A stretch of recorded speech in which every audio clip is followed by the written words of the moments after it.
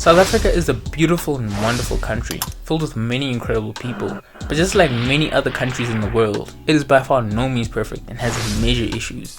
Issues of over-indebtedness, high rates of unemployment, high rates of violent crime, and rampant corruption. But I'm hopeful for change. Unlike many people who sit in their homes and just complain, I'm willing to come up with solutions to South Africa's big problems. Starting with corruption and the ways in which we can undo the rot. So there are three main anti-corruption institutions in South Africa. The first being the National Prosecuting Authority, which has the power to institute and conduct criminal proceedings on behalf of the state and discontinue criminal proceedings. The second being the Hawks, which are a special investigation unit of the South African Police Service and are responsible for the combating, investigation and prevention of national crimes. Thirdly, there's a Public Protector. The mandate of the Public Protector is to support and strengthen constitutional democracy. The Public Protector has the power to investigate, report and remedy improper conduct in state affairs. But under Jacob Zuma's administration, all but one of these institutions were left compromised. Jacob Zuma corroded the National Prosecuting Authority through the hiring of a puppet by the name of Shaun Abrahams. Under Shaun Abrahams' leadership, the National Prosecuting Authority was void of integrity and ultimately left toothless. Zuma then eroded the integrity of the Hawks by hiring a puppet Minister of Police, which gave him control over the South African Police Service and ultimately the Hawks. But the Public Protector acted with great integrity despite Jacob Zuma's best efforts were thwarted, because it was led by a highly competent and intelligent human being. So it's very clear to see why these two institutions failed, and why many other state-owned enterprises failed as well. It was all to do with the close relations to politicians. So the solution is to distance these organizations from political influences and to create a barrier between the presidency and these institutions so that we can prevent this from ever happening again. And once that has been dealt with, South Africa will then be able to focus on its other problem, which is over-indebtedness. South Africa's state-owned enterprises are sitting on loads of debt. At the time of this recording, Eskom had 367 billion rand worth of debt, SAA had 19.1 billion rand worth of debt, and SABC had 597 million rand worth of debt. To put that into perspective, the government's budget for the 2018-2019 financial year is 1,345 billion rand.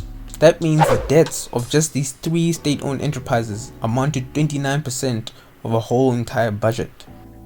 And you might be thinking to yourself, well, 29% isn't all that bad. But when you consider all the other failing state-owned enterprises, and then you combine the debts of these failing state-owned enterprises with the combined debts of these failing government departments, then you really get a clear picture of how bad the situation is.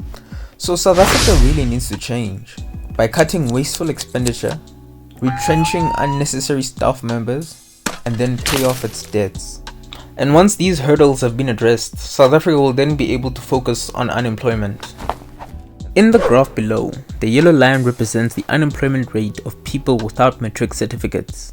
The red line represents people with matric certificates.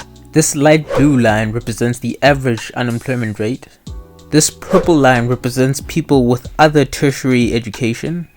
And this green line represents graduates. So the evidence is very clear. No matter how you analyze the situation, the better educated somebody is, the less likely they are to be unemployed. So South Africa has to seriously improve the quality of education that it provides to its citizens. And then South Africa needs to reduce the number of students it has in each and every class. In many schools in South Africa, there can be as many as 55 students per classroom. South Africa needs to ensure that it limits the number of students in a single classroom to just 21, so that each and every student can get individual care and attention. Because this is a proven strategy that works in private schools in South Africa, where the standards are much higher and the number of students is way less than in public schools. And that's why the pass rate in private schools is so much higher than in public schools. Public schools also underperform private schools in terms of the percentage of students who get access to university. And this is the reason why only 12% of adults in South Africa have a post-secondary education. So South Africa really needs to address its low quality education system.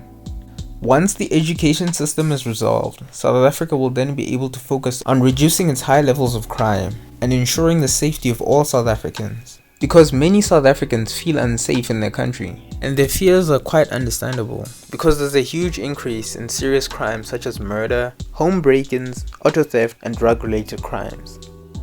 So South Africa really needs to end these violent crimes, and I have the solution. More resources should be allocated to the Department of Correctional Services, because of the 105,000 people sentenced last year, 81,000 of them were repeat offenders. To put that into perspective, of every 10 people sentenced, 8 of them were repeat offenders, which defeats the purpose of the correctional services. And something else that South Africa has to reconsider is the way in which we raise our children, particularly our young sons, because the evidence is quite clear. The majority of sentenced offenders are men, over 97% to be specific. So South Africa has to seriously re-evaluate the meaning of masculinity amongst its young men.